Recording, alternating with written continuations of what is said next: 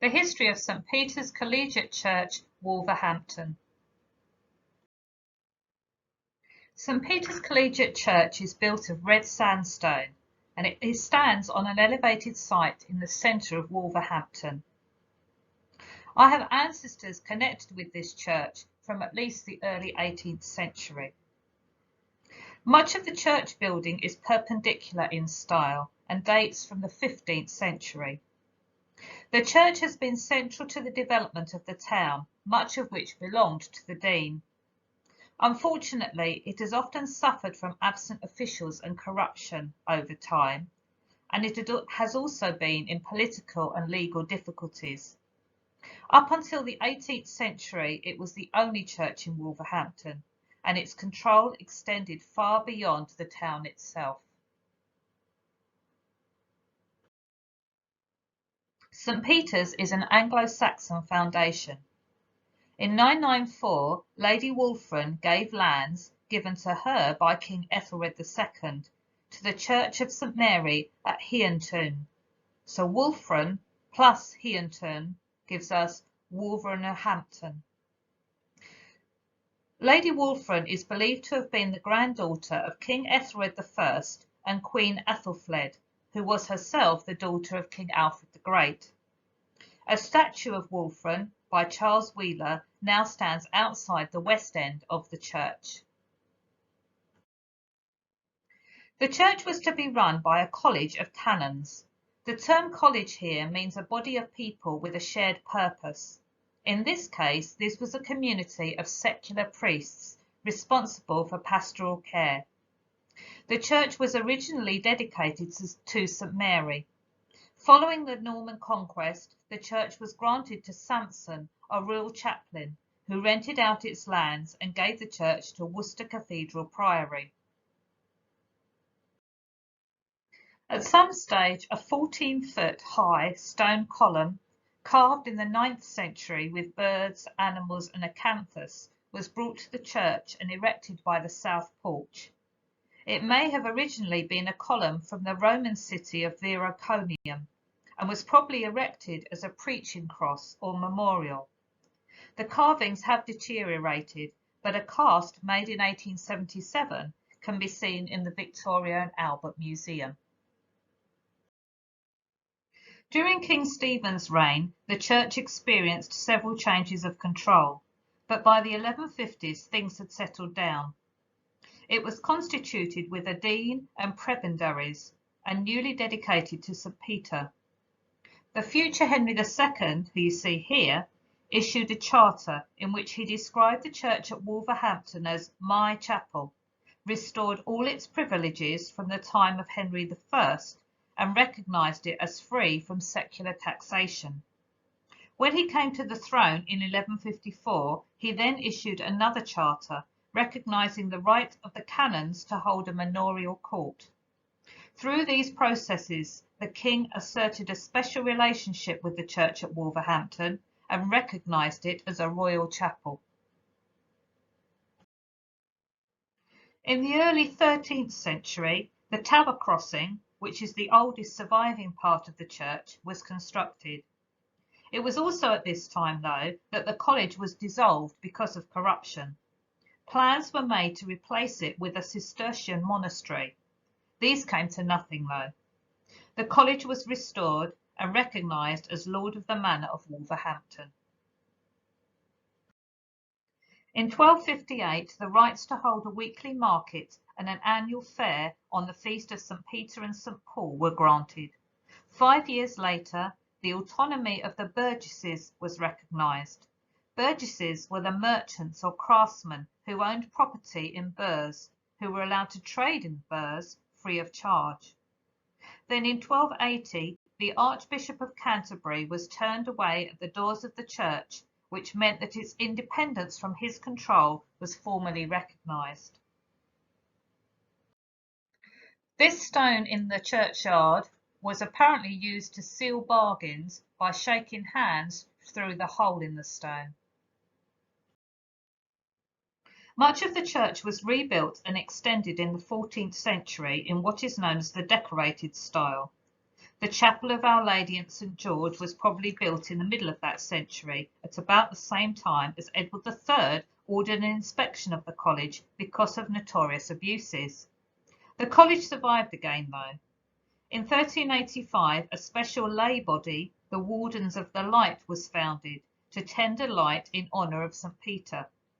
One of the products of this lay piety was St Mary's Hospital, an almshouse and chantry where prayers were said for the deceased. St Peter's Church was substantially altered in the middle of the 15th century, funded by the town's wool trade. A clerestory was added to the nave, whilst the north and south aisles were reduced in height. The stone pulpit, which you can see here, with its carved figure of a lion, dates from 1450. In about 1475, the upper part of the tower was rebuilt. The stone font with several figures dates from 1480, whilst the chapel of St Catherine and St Nicholas, the memorial chapel, was completed at the end of the century. It was the Dean, John Barningham, who started work on the rebuilding soon after his appointment, and it was largely carried out under the guidance of his successor, William Dudley. It was also during this period, in 1479, that King Edward IV united the deaneries of Wolverhampton and Windsor in a single holder, establishing the Royal Peculiar. Thus, William Dudley became the first to hold both positions. This placed the Wolverhampton Church on a footing with St George's Chapel at Windsor Castle, seen here, the King's own household chapel. The deans and most of the canons were often absentee officials, and their lands and rights were increasingly leased out. From 1516, it was James Lewson, one of the very rich and powerful wool merchants, who increasingly took over responsibility for running and exploiting the church estates. His descendants continued this and extended their interests. Another change occurred in 1540, when the bells from Much Wenlock Priory were installed in the church, but they had not rung out for many years before the Reformation brought challenges to St Peter's. The church was threatened under the First Chantry Act of 1545, but it survived that because Henry VIII died before it could be implemented. However, in 1547, the Protestant guardians of Edward VI, seen here, brought in a second act. The Dean argued that Wolverhampton should be exempt, as Windsor was, but the college was dissolved and replaced by a vicar and curates, though the Dean and canons continued to receive pensions. By this point, much of the college's property had already been alienated to the Lewson family on perpetual leases. The little hospital of St Mary ceased to exist at this time. Soon afterwards, Queen Mary's counter-reformation restored the old regime. Elizabeth I confirmed the restoration of the college by royal charter in 1564. The alienation of the lands was not reversed though, and it would be the basis of various legal actions over the following centuries. It was after the dissolution that the Lillishall Abbey choir stalls came to the church. There are several surviving monuments in the church which date from the 16th century. The oldest is the tomb of John and Joyce Lewson in the Lady Chapel. This dates from 1575 and is attributed to Robert Royley of Burton-on-Trent. John Lewson was a cousin of James Lewson, who has already been mentioned. He too was a wool merchant and had similar financial interests in the church estates. Then the tomb of Thomas and Catherine Lane of Bentley in the North Chapel dates from about 1585, and this too is attributed to Robert Royley. The Lanes were important Staffordshire landowners. Slightly later is a statue of Vice Admiral Sir Richard Lewson of Lillishall, who died in 1605. He was a distinguished seaman who served in the Spanish Armada campaign. Originally, this statue was part of a larger family group in the chancel, but this was vandalised during the English Civil War, and the statue itself is now in the Lady Chapel. During the 17th century, concerns persisted about the running of the church. Joseph Hall, later Bishop of Exeter and Bishop of Norwich, became the prebend of Willenhall in 1610 and found St Peter's was largely under the control of the Lewson family. It was during his time that the West Gallery was built, and this picture shows you one of the supporting pillars. This gallery was funded by the Merchant Taylors Company and was for the use of the boys of Wolverhampton Grammar School. The following period was a time of upheaval. Richard Lee was appointed as preacher in 1622 and quickly gained a reputation as a forceful Puritan. His preaching seems to have been popular. However, he met strong opposition from Matthew Wren, uncle of the architect Christopher Wren, who was appointed dean in 1628. Wren was a prominent supporter of the then Archbishop of Canterbury, William Laud, shown here, and in 1635 called him in to purge the Puritans. An altar was consecrated in a ceremony full of pomp and ritual, and Richard Lee was dismissed. However, when the Long Parliament assembled in 1640, the arrest of Archbishop Laud was one of the first acts it undertook.